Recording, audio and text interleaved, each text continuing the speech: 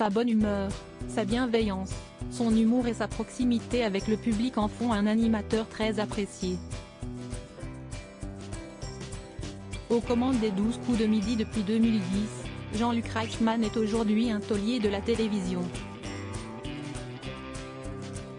Mais il se trouve que son contrat avec TF1 arrive bientôt à terme.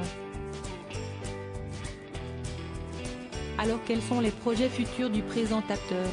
Dans un entretien récemment accordé à Télé Loisirs, l'homme a évoqué à demi-mot ce point final qui se rapproche à grands pas. Loin de vouloir arrêter son métier et quitter la télévision, Jean-Luc Reichmann semble bien décidé à poursuivre dans cette voie qu'il emprunte depuis le tout début des années 2000. Je suis un passionné. Pour l'instant, je n'ai pas le sentiment de travailler. Quand j'arrive sur un plateau, j'ai envie de faire partager des moments positifs.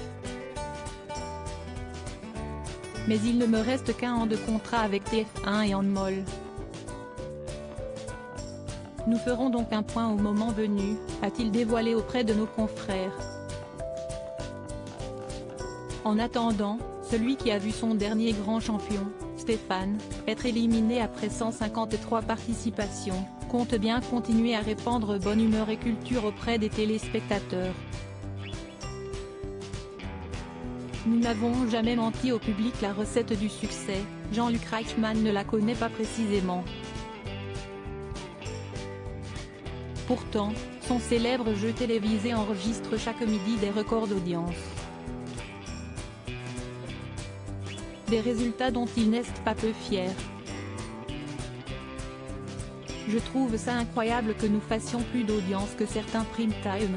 Je pense que cette émission est devenue un repère pour les gens. Elle se veut sérieuse tout en étant divertissante. Nous avons créé un rendez-vous mêlant bonne humeur, culture et bienveillance.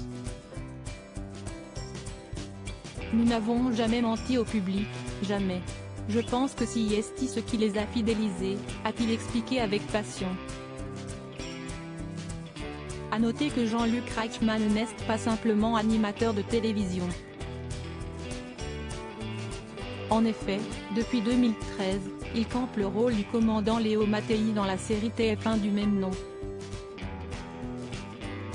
Une autre corde à son arc qui lui permettra très probablement de continuer sans mal sa carrière à la télévision.